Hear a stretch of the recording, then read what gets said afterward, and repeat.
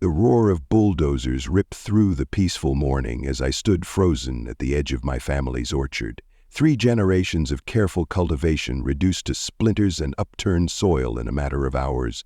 Dust billowed through the air, coating my lungs and stinging my eyes, but I couldn't look away. Before we start figuring out what is going on together, I'd love to know where you're watching this video from. Drop a comment below to let me know your city. My father's apple trees, my grandmother's cherry blossoms, the pear saplings I had planted with my own children, all gone. Through the haze of destruction, I caught a glimpse of Melissa Warrington, Karen as the neighborhood had not so affectionately nicknamed her, the HOA president, watching from her pristine sedan with a smug smile plastered across her face. She stepped out, designer heels sinking slightly into the soft earth at the edge of what used to be our family's pride and joy. "This is for the safety of the children, Mr. Harrison," she called out, her voice carrying an unmistakable note of triumph before turning on her heel and walking away. "Trust me when I say you won't want to miss a single detail of how this orchard destruction led to the perfect mudslide that turned Karen's immaculate lawn into a swamp of justice." When my grandfather purchased this land in the 1950s, there was no housing development surrounding it, no HOA breathing down our necks about property values and community aesthetics.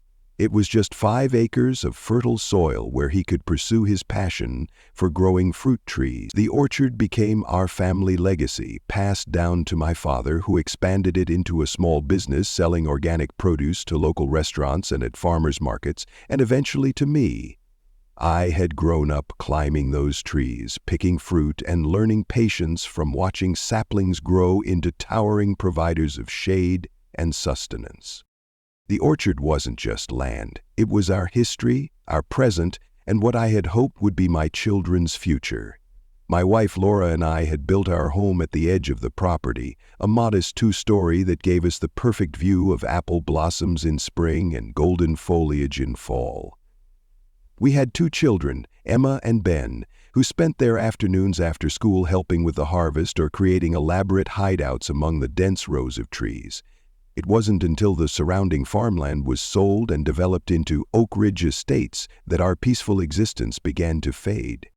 My grandfather, Samuel Harrison, had been a visionary in his own right.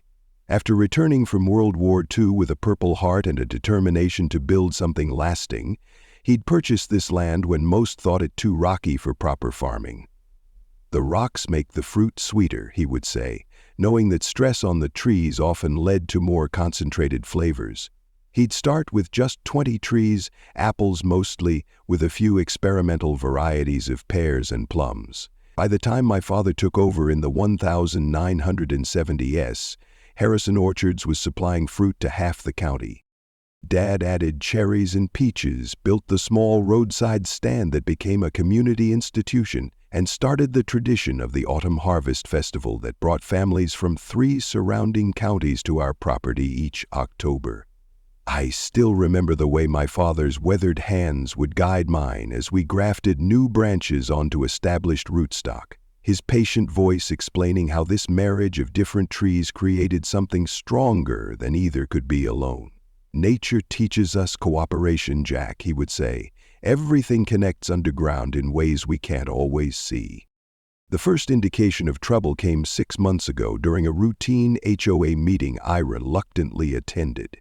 I usually sent Laura since she had more patience for bureaucratic nonsense, but she had a deadline for her graphic design work that evening. I slipped into the back of the community center, hoping to remain unnoticed, but Melissa Warrington's voice cut through the mundane discussions of fence heights and mailbox uniformity. "I'd like to discuss a pressing safety concern in our community," she said, her perfectly manicured finger tapping against the podium.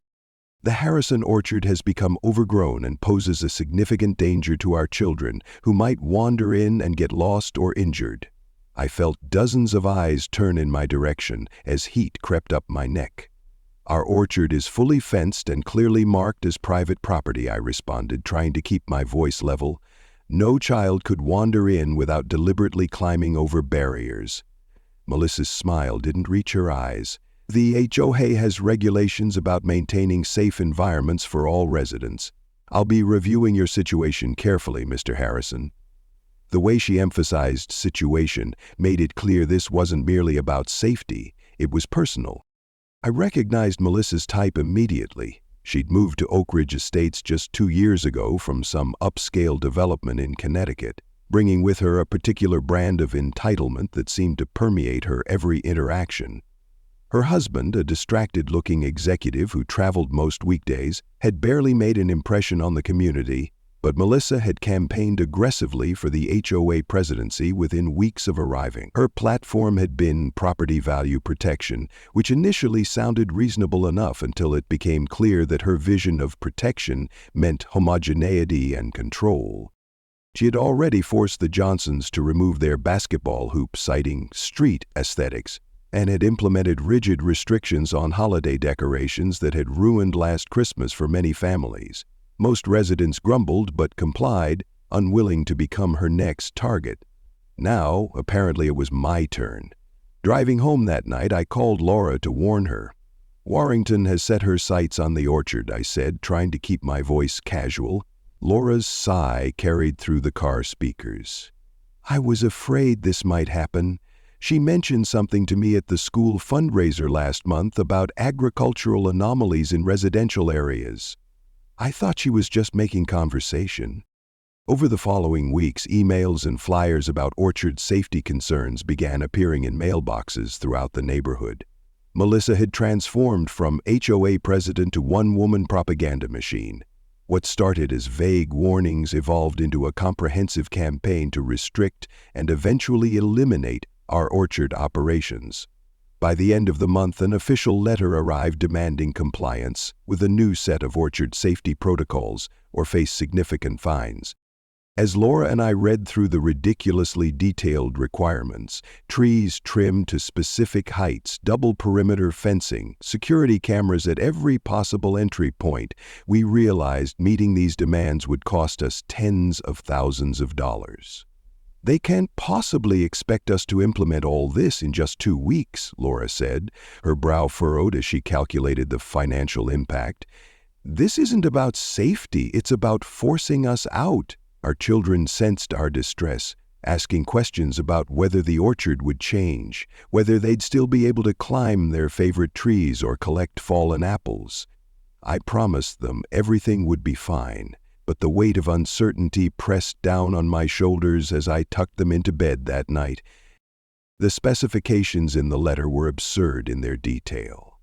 All trees within 100 feet of the property line couldn't exceed 12 feet in height, a requirement that would essentially dwarf our mature apple trees, reducing their fruit yield by at least 60%.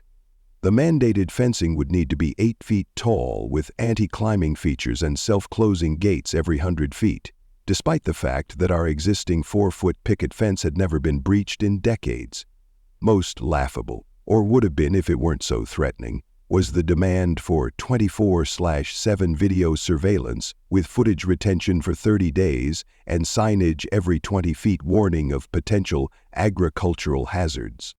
The estimated cost for implementation was just under $40,000, with a compliance deadline of 14 days and daily fines of $500 thereafter. It was, as Laura aptly put it, regulatory warfare. That night after the children were asleep, we sat at the kitchen table with a bottle of wine harvested from our neighbor's small vineyard 2 counties over. "They want the land," Laura said finally, her finger tracing the rim of her glass. "This isn't about safety protocols or community standards. Someone wants our property." I nodded, the realization having already settled in my stomach like a stone. The question is, why now? We've been here for 3 generations without issue.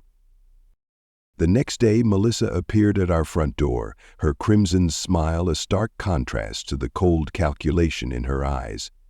"I wanted to personally check in on your progress with the safety requirements," she said, peering past me as if expecting to see construction already underway.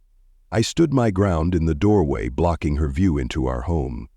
"The timeline is unreasonable, and many of these requirements seem arbitrary. We've had this orchard for decades without incident." She raised an eyebrow.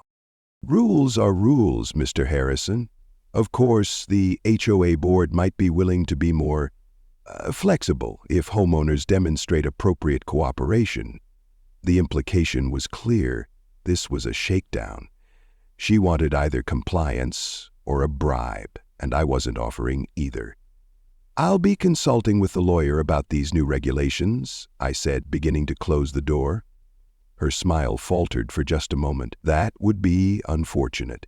The last family who challenged the HOA ended up moving rather abruptly. Such a shame about their beautiful garden.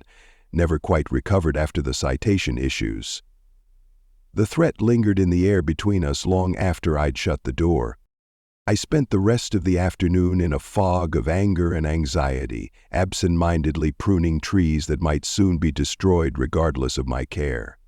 Laura called 3 times, but I let her messages go to voicemail, needing the solitude of the orchard to clear my head. By sunset, as the last golden rays filtered through the apple blossoms, illuminating the delicate pink petals from within, I had made my decision. This land, these trees, they weren't just property to be bullied away by someone who'd moved here 5 minutes ago. The Harrison Orchard had fed this community, provided shade and beauty and connection to the earth long before Oak Ridge Estates existed, and I would be damned if I'd let Melissa Warrington's power trip end that legacy. That evening I finally returned Laura's calls. "I'm fighting this," I told her, my resolve hardening with each word. "I don't care if it costs us every penny we have. She doesn't get to win this one." To my relief, Laura's response was immediate. "I already called my cousin who works at the county records office. We need to find out exactly what rights we have with this property. And Jack? I'm with you all the way." I contacted Thomas Reynolds, an old college friend who specialized in property law. Over coffee at his office, I spread out the HOA documents, the new regulations, and the original property deed. Thomas whistled as he reviewed the materials. "This is aggressive, even for an HOA, but there might be something we can work with here." He pointed to a clause in the original community agreement. "Your orchard predates the development and the HOA. There's legal precedent for grandfathered land use that can't be retroactively restricted by new regulations." Hope flickered as Thomas explained our options for fighting back. However, Melissa wasn't sitting idle while I sought legal counsel. The next community newsletter featured a center spread on the danger lurking next door, complete with manipulated photos suggesting our orchard was a hazardous jungle rather than a carefully maintained food-producing garden. She was turning the community against us, framing me as a selfish man willing to endanger children for profit. My pulse raced when I read her latest directive. A prohibition on fruit-bearing trees taller than 10 feet within 50 feet of any shared property line. It was surgical in its precision, targeting exactly what would devastate our operation most efficiently. Thomas's office was a cluttered but comfortable space that smelled of old books and coffee. He'd been a year ahead of me at State, and we'd bonded over a shared love of environmental law, though our career paths had diverged. He to private practice, me to the family business. As he read through the documents, his initial amused disbelief gradually transformed into professional indignation. "This is beyond the pale, Jack," he said, flipping through the HOA's demands. "They're essentially trying to regulate you out of existence using safety as a pretext." He pulled a thick legal reference from his shelf, thumbing through it until he found what he was looking for. "Here, Bradford v. Shady Grove HOA 2011. The court ruled that HOAs cannot retroactively apply restrictions to pre-existing agricultural operations, especially when those operations are part of the community's historical character." He scribbled notes on a legal pad, his expression growing more determined. "We'll file for an emergency injunction to block their enforcement actions. In the meantime, document everything, every tree, every fence post, every dollar of revenue that could be impacted by these restrictions. We need to show real damages if this goes to court." The newsletter Melissa distributed was a masterpiece of manipulation. The cover showed a heavily edited photo of our orchard with ominous shadows and artificially enhanced density that made it look more like a haunted forest than the ordered rows of fruit trees it actually was. Inside, a 2-page spread titled Danger in our midst, the threat no one is talking about, featured cautionary tales of children injured on farms, none local, none in orchards, and statistics about agricultural accidents taken wildly out of context. Most disturbing was a sidebar suggesting that certain elements in our community value profit over children's safety, not naming us explicitly but with a photo of our roadside stand carefully framed in the background. The final page included a survey asking residents if they supported enhanced safety measures for non-residential properties within Oak Ridge Estates, with options ranging from strongly support to support with modifications. Notably absent was any option to oppose the measures. It was propaganda worthy of a political campaign, and it was working. At the grocery store that afternoon, two neighbors who had purchased fruit from us for years averted their eyes when they saw me, hurrying down another aisle to avoid conversation. At home, the tension began to take its toll. Laura's parents suggested we consider selling the land to developers. It would solve our financial worries and remove the stress. Maybe they're right, Laura ventured one night after we'd argued about how much money to spend fighting the HOA. Is it worth all this? I couldn't believe what I was hearing. This isn't just land. It's my father's legacy. It's our children's inheritance. If we give in now, we're teaching Emma and Ben that bullies win. Laura softened, reaching for my hand across the kitchen table. I'm with you, but we need a real plan, not just righteous anger. She was right, of course. Thomas had filed for an emergency hearing to challenge the new regulations, but court dates were weeks away. Meanwhile, Melissa had escalated to an enforcement notice. If we didn't comply within 7 days, the HOA would take corrective action and bill us for the cost. The walls were closing in, and I felt a growing desperation as I paced the orchard at sunset, wondering if these would be the last days these trees would stand. The argument with Laura had been building for days. The stress was affecting all of us. Emma had come home crying after a classmate told her that her family's orchard was making the neighborhood dangerous, and Ben had gotten into a shoving match defending our property's reputation on the playground. Laura's design clients were beginning to ask questions about the controversy, potentially threatening her freelance business. That night, after her parents called suggesting we cut our losses, the dam finally broke. My father gave up his law practice to save this orchard when my grandfather got sick, I reminded her, my voice rising despite my efforts to stay calm.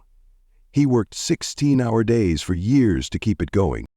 I can't just sign it away because some power-hungry HOA president decides it doesn't fit her vision of suburban perfection. Laura's eyes flashed with rare anger. I'm not saying give up without a fight, Jack. I'm saying we need to be strategic about which fights we pick and how we use our resources. If we drain our savings on legal fees and still lose, what then? Where will Emma and Ben go to college? What happens to our retirement? The question hung between us, impossible to answer with any certainty. Later, after we'd both cooled down, Laura approached me with a peace offering. Her grandmother's recipe for apple cake, made with fruit from our trees. Whatever we decide, she said quietly, we decide together. That's how we've always done things. A glimmer of hope appeared the next morning when I discovered my father's original building permit and land use agreement in an old filing cabinet. The document explicitly noted the orchard as a protected agricultural heritage site, with specific exemptions from future zoning changes.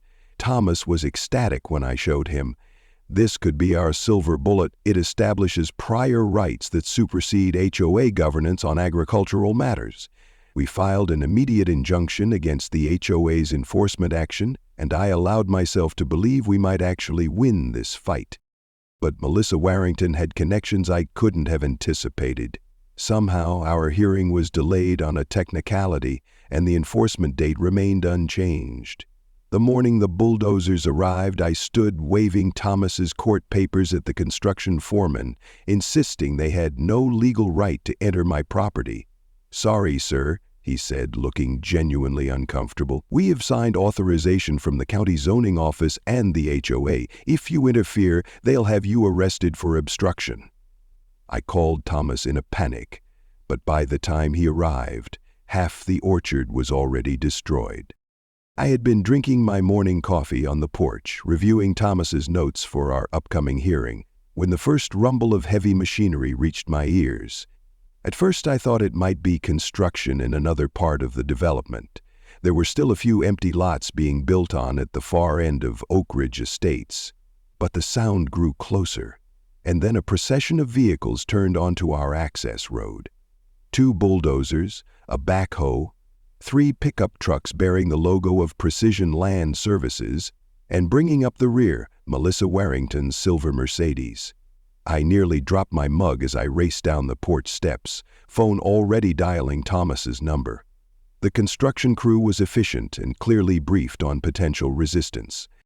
As I approached, waving the injunction papers Thomas had prepared, 2 burly men stepped forward, creating a human barrier between me and the equipment that was already positioning itself at the edge of our oldest apple section.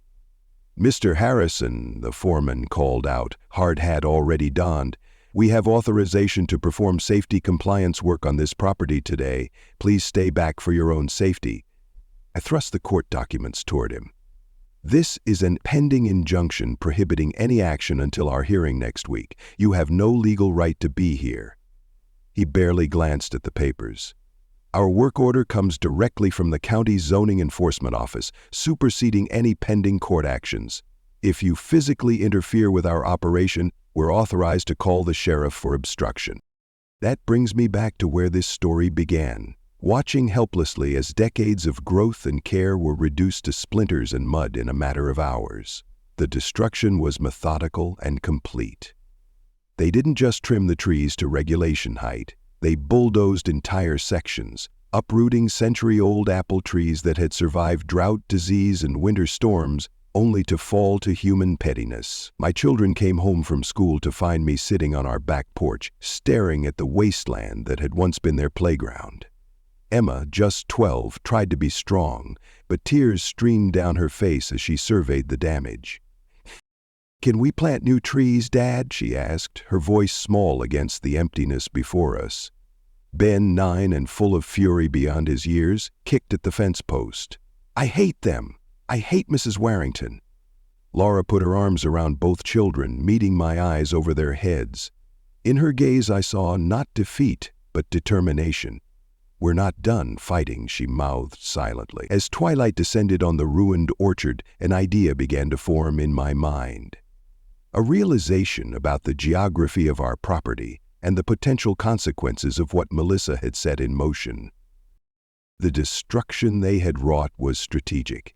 They'd focused on the oldest, most productive section of the orchard first, knowing that these heritage trees were irreplaceable in our lifetime. Some of those apple varieties weren't even commercially available anymore. My grandfather had preserved heirloom strains that had disappeared from mainstream agriculture decades ago. The Williams Pride apple that had won county fair ribbons for 3 generations, the Northern Spy that made the best pies, the Roxbury russet that my father had used for his award-winning cider, all gone, splintered into piles of wood that still smelled of sap and lost potential. They'd left the younger trees on the far side of the property, perhaps planning to return for them later, or perhaps calculating that without the core of our historic orchard, we'd eventually give up and sell anyway. That night, after the children were finally asleep, Laura and I walked through what remained of our land. The moon cast long shadows from the few standing trees, creating a ghostly tableau of what had once been. "I kept thinking about what you told me your dad used to say," Laura said softly, her hand tight in mine, "about everything being connected underground in ways we can't see." She looked up at me, her eyes reflecting the moonlight. "Maybe that's our answer. Maybe we fight this underground, where they can't see it coming." Our property sat on a gentle slope at the base of a small hill, with the Warrington house positioned directly below us on the gradient. For years, our dense orchard had served as a natural watershed management system, the trees' root networks preventing erosion and slowing rainwater during storms. Thomas had mentioned something during our legal discussions that suddenly seemed critically important. If they remove those trees, they assume responsibility for any resulting drainage issues. I pulled up the local weather forecast on my phone and saw the prediction of a major storm system moving in by the end of the week. 3 days of heavy rain were expected, the first significant rainfall since the orchard's destruction. That night, I researched watershed management, soil erosion control, and the legal obligations of property owners who alter natural drainage patterns. What I found gave me a grim satisfaction. By morning, I had a plan, one that wouldn't violate any laws but would let nature take its course in the most dramatically just way possible. I spent hours researching the specific hydrology of our region, learning about soil permeability, water flow rates, and erosion patterns. Our particular location sat on what geologists called an imperfect drainage soil profile, clay subsoil beneath a relatively thin layer of topsoil, which created ideal conditions for fruit trees but also meant that without those trees' root systems, water would flow rather than absorb during heavy rainfall. The research confirmed what generations of Harrisons had known intuitively. Our orchard wasn't just a food-producing enterprise, it was an integral part of the local ecosystem, managing water that would otherwise create problems downhill. I found a bulletin from the county extension office specifically warning about removing established trees on hillsides without implementing alternative drainage controls, and, most satisfyingly, a state environmental regulation that placed liability on whoever altered natural watershed systems if damage occurred to downslope properties. Armed with this knowledge, I began to formulate not just a plan for justice, but a legal framework to protect us when that justice inevitably arrived with the coming storm. Over the next 2 days, I worked on what I euphemistically called land rehabilitation, tilling the exposed soil, adding organic compost to the surface, and creating shallow furrows that ran downhill toward the Warrington property. To anyone observing, I appeared to be preparing the land for new plantings, but each action was calculated to maximize water flow during the coming storm. I documented everything meticulously with photos and videos, establishing that I was simply maintaining my property after the traumatic disruption. A few neighbors watched curiously from their yards, and I made a point of waving cheerfully, explaining that I was trying to prevent erosion after losing all those trees. Some offered sympathetic nods. They might not have openly opposed the HOA, but not everyone approved of Melissa's methods. Laura caught on quickly to what I was planning. "You're creating a mudslide," she whispered, as we watched the weather report predicting 3 to 5 inches of rain. I shook my head. "I'm not creating anything. I'm just not preventing what would naturally happen when you remove 100 years of plant growth from a hillside. Whatever happens next is just physics and hydrology." She smiled for the first time in days. "Just be careful. Make sure this can't come back on us legally." I nodded. "Everything I'm doing is textbook land management for a property that's lost its natural vegetation. I'm following best practices, just selectively." One of the Precision Land crew members actually approached me during my second day of rehabilitation work. He'd been part of the bulldozing team and seemed genuinely remorseful as he watched me work with a rented tiller. "For what it's worth, man, a lot of us felt bad about taking out those old trees," he said, hands shoved deep in his pockets. "Been doing this work 15 years and never had to tear out healthy producing trees before.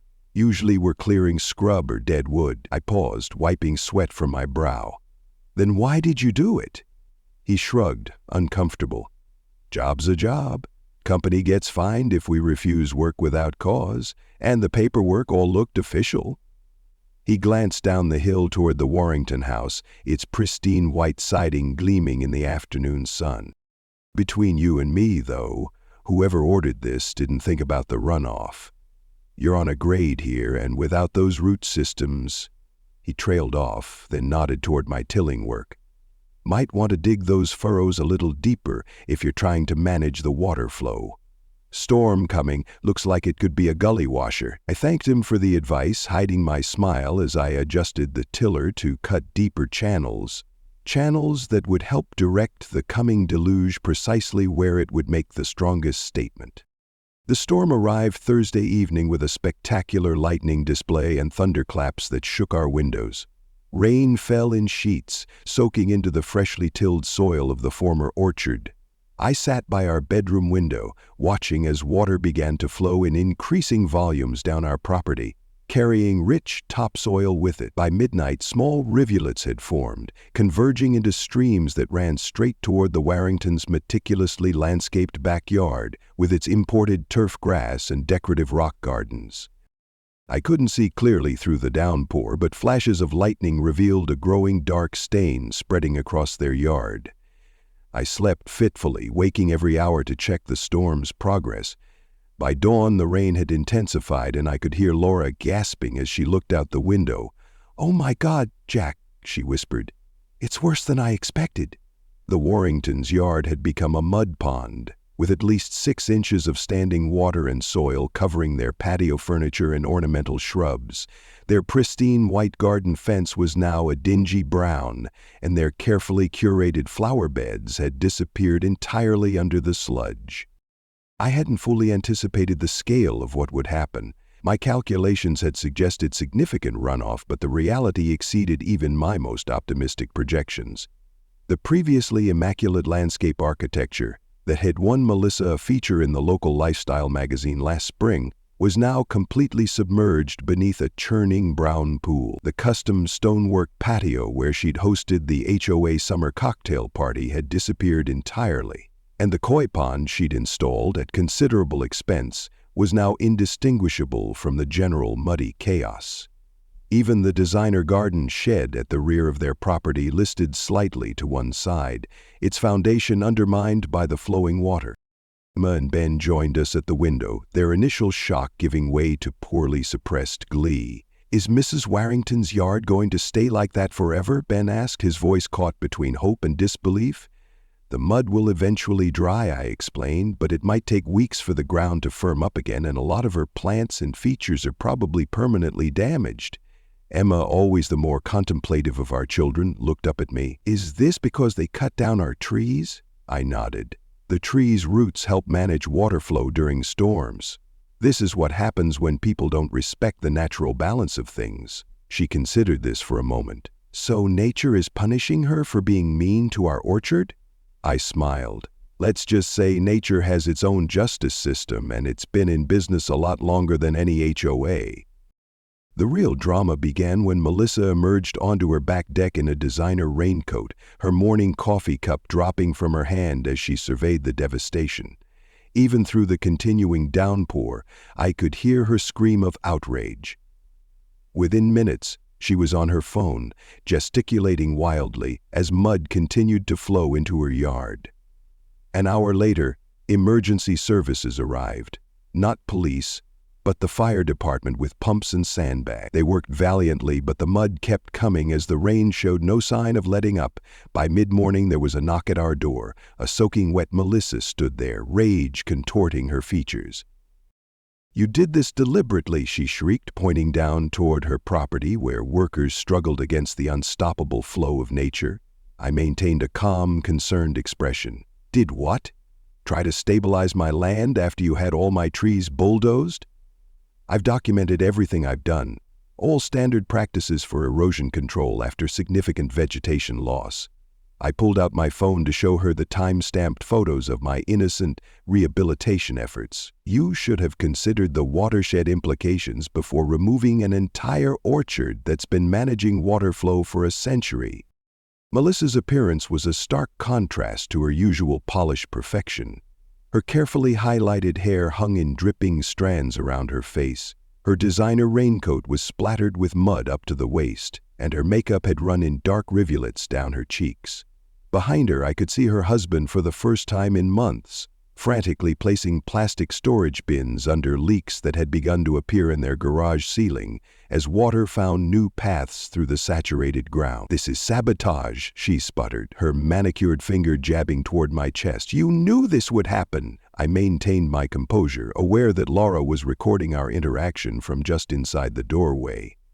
"Mrs. Warrington, I'm a third-generation orchardist. Of course, I understood that removing trees affects drainage. That's basic agricultural knowledge. I warned the HOA about potential consequences in my response to your enforcement notice, which you apparently ignored.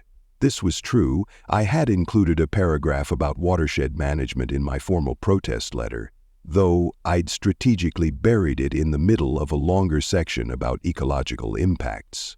I have documentation of everything I've done on my property since the trees were removed, and it all follows standard agricultural practice for land recovery. If you're experiencing flooding, perhaps you should speak to whoever authorized the removal of a century-old watershed management system without proper engineering alternatives in place. The fire chief, overhearing our exchange as he came up the hill to assess the situation, nodded thoughtfully. "He's right, ma'am. Removing established trees on a slope without proper engineering creates significant runoff issues. This much mud flow is consistent with what we'd expect after clearing land like this." Melissa's face cycled through shades of red. "But he directed the water to my property specifically. Look at those furrows." I shrugged. "I followed the natural contours of the land while preparing for replanting. Water follows gravity, Mrs. Warrington. Perhaps the HOA should have commissioned an environmental impact study before authorizing the removal of heritage trees." The fire chief suppressed what looked suspiciously like a smile. "Ma'am, I recommend you contact your insurance company. This appears to be an act of nature resulting from recent landscape modifications." Melissa stormed away, slipping twice in the mud that had now reached halfway up her designer boots.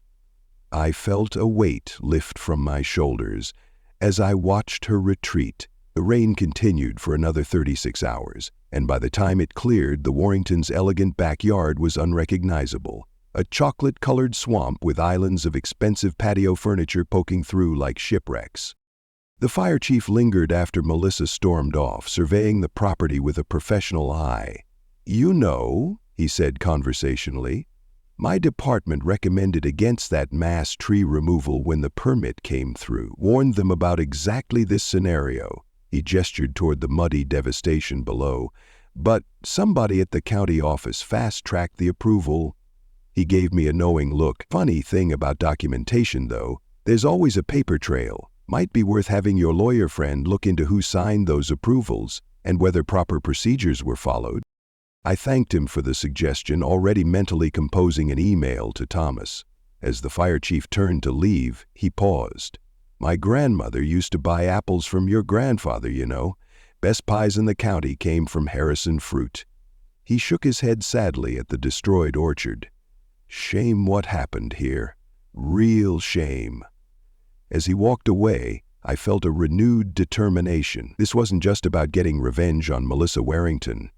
It was about restoring something valuable that had been needlessly destroyed and holding accountable everyone who had participated in that destruction.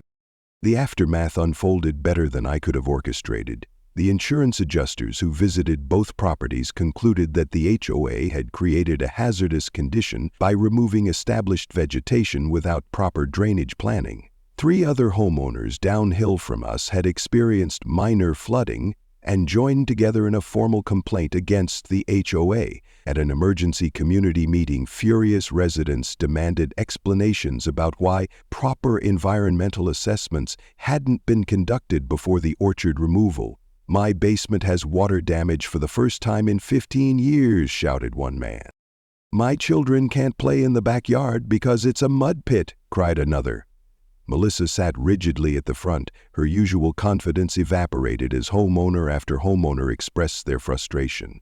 The final blow came when Thomas presented our original land use agreement to the entire HOA board, along with an assessment from an environmental engineer detailing the watershed management role the orchard had played. The Harrison property was providing a free ecological service to this entire community, he explained.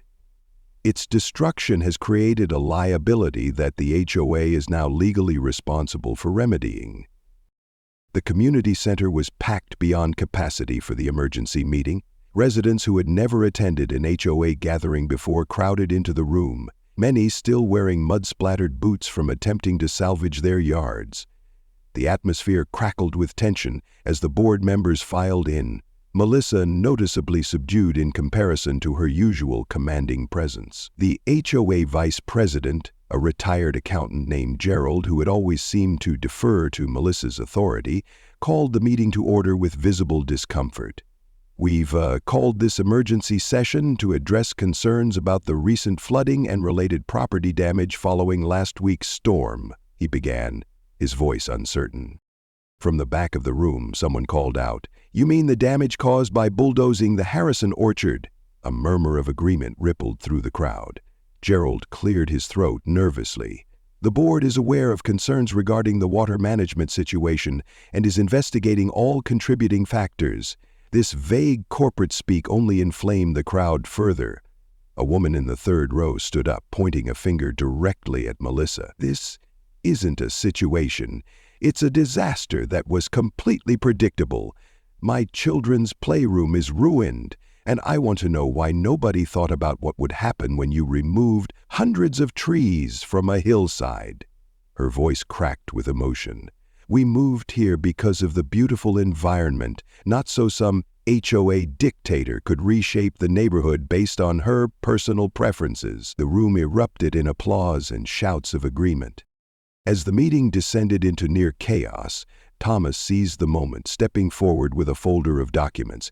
"If I may," he said, his calm, authoritative voice cutting through the noise, "I represent the Harrison family, whose property rights were violated through improper application of HOA regulations." He distributed copies of my grandfather's original land use agreement to each board member. This legally binding document, registered with the county in 1952 and reaffirmed in 1978 and 1996, explicitly designates the Harrison Orchard as a protected agricultural heritage site, with specific exemptions from future zoning changes. He paused to let this sink in before continuing. "Furthermore, I have obtained through public records request the environmental impact waiver that was used to bypass normal assessment procedures for the orchard removal." He held up a document bearing an official county seal. "This waiver appears to have been processed outside standard protocols and signed by a county official with documented personal ties to certain interested parties." The implication hung in the air as he turned slightly toward Melissa, whose face had gone ghostly pale.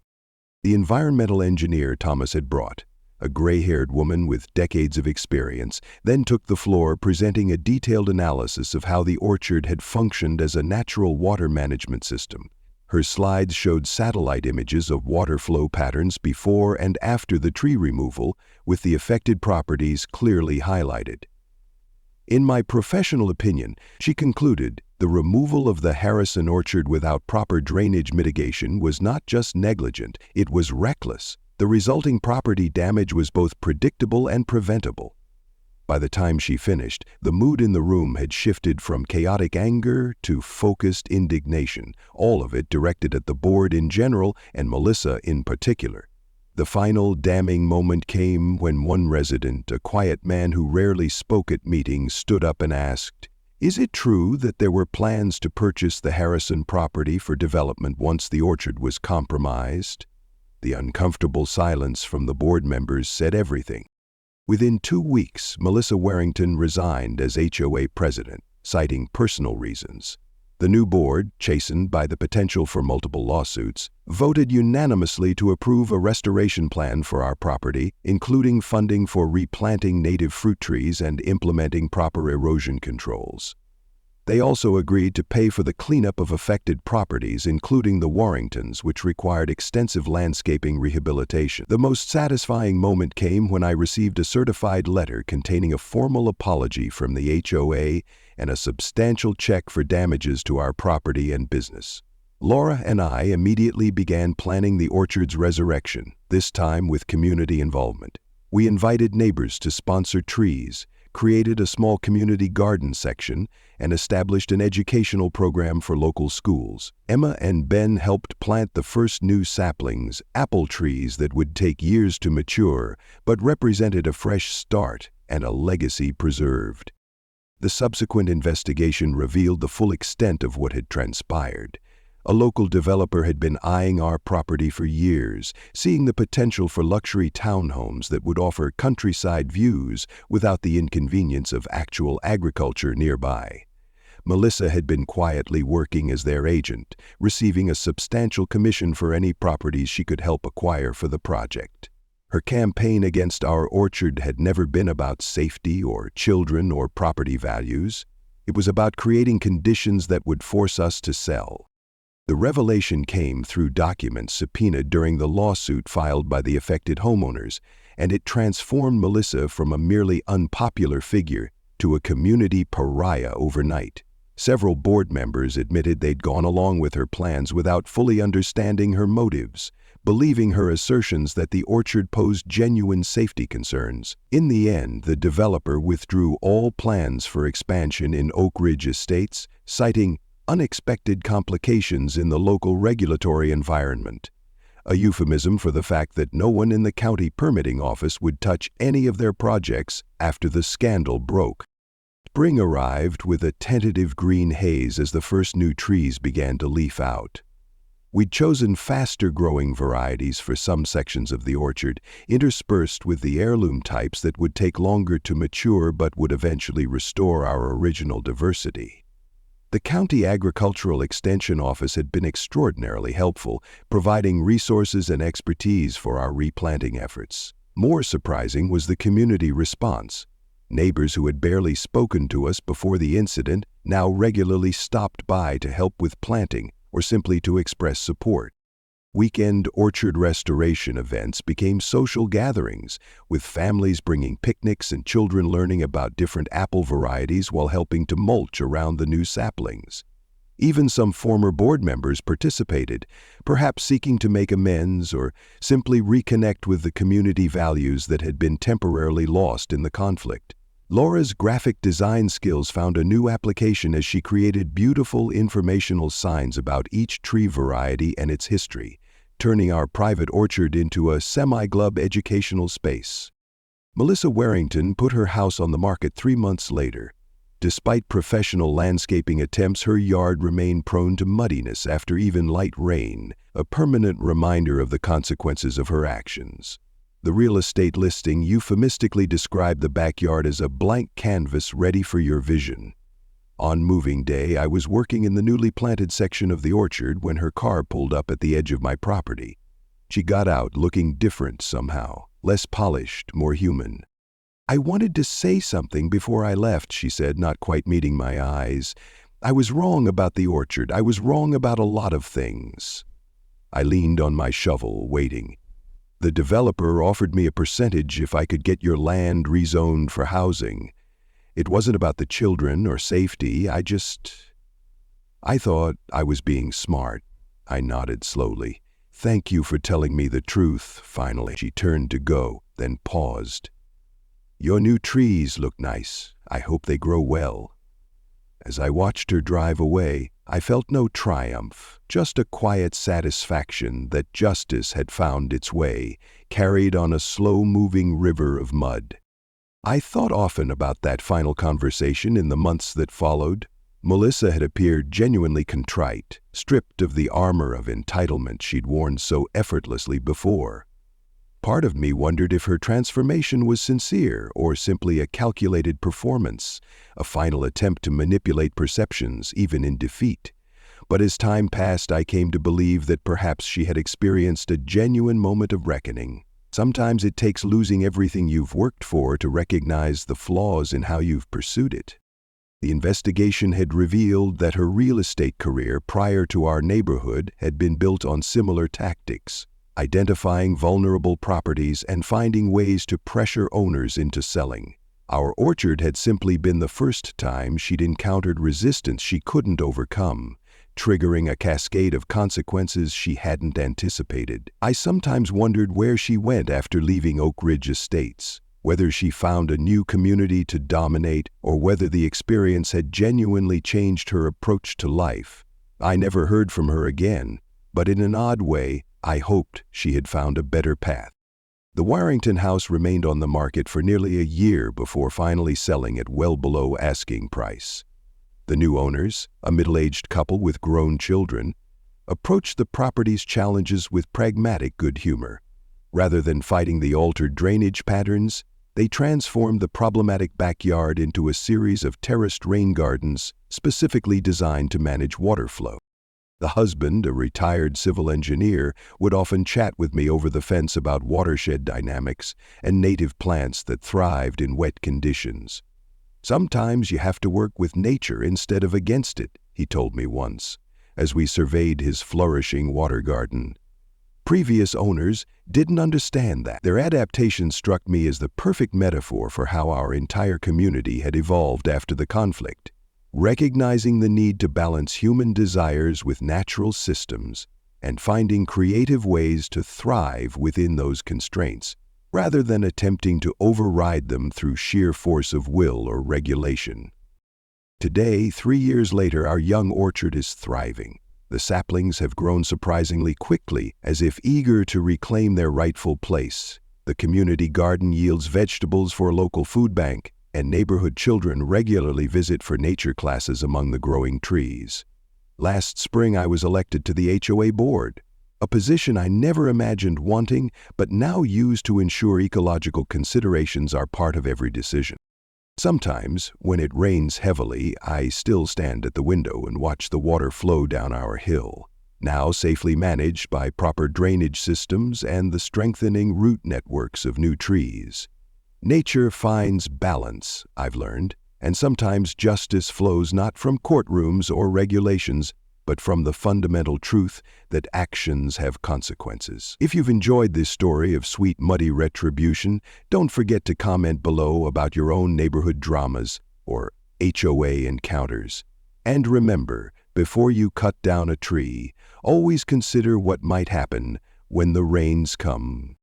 Perhaps the most lasting impact of our orchard war, as neighbors now jokingly refer to it, has been the transformation of Oak Ridge Estates itself. What was once a typical suburban development, primarily concerned with property values and aesthetic uniformity, has evolved into something more closely resembling an intentional community. The rigid HOA regulations have been rewritten with a focus on sustainability and community building rather than control. The community newsletter that once featured Melissa's propaganda now highlights local environmental initiatives, profiles of residents sharing their diverse skills and backgrounds, and opportunities for neighborhood collaboration. Last autumn, we revived my father's tradition of the Harvest Festival, opening our partially restored orchard for a community celebration that drew over 200 people, not just from our neighborhood, but from surrounding areas as well. As I watched children playing among the young trees, parents chatting over cups of fresh cider, and elderly neighbors sharing stories of the area's agricultural history, I realized that sometimes destruction, painful as it is, creates space for new growth that might never have been possible otherwise. My father passed away the winter before the orchard conflict began, and I've often wondered what he would have made of all that happened. He was a gentle man who believed in working with the earth rather than imposing his will upon it. But he was also fiercely protective of what he valued. I think he would have approved of how we fought back, not with the bulldozers and bureaucracy that Melissa employed, but with an understanding of natural systems and the patience to let them work as they were designed to. Last week I noticed the first blossoms appearing on one of the heritage apple trees we'd managed to graft from a surviving branch of my grandfather's original stock. The delicate pink petals against the spring sky brought tears to my eyes, not just for what we'd lost, but for what we'd preserved and what we'd created anew. In the cycle of seasons, in the slow growth of trees, in the flow of water seeking its natural path, there are lessons about power and resistance that no HOA manual could ever capture. And in the mud that reshaped our community's understanding of itself, there was a kind of wisdom that continues to nourish us all, as surely as the fruit these trees will eventually bear.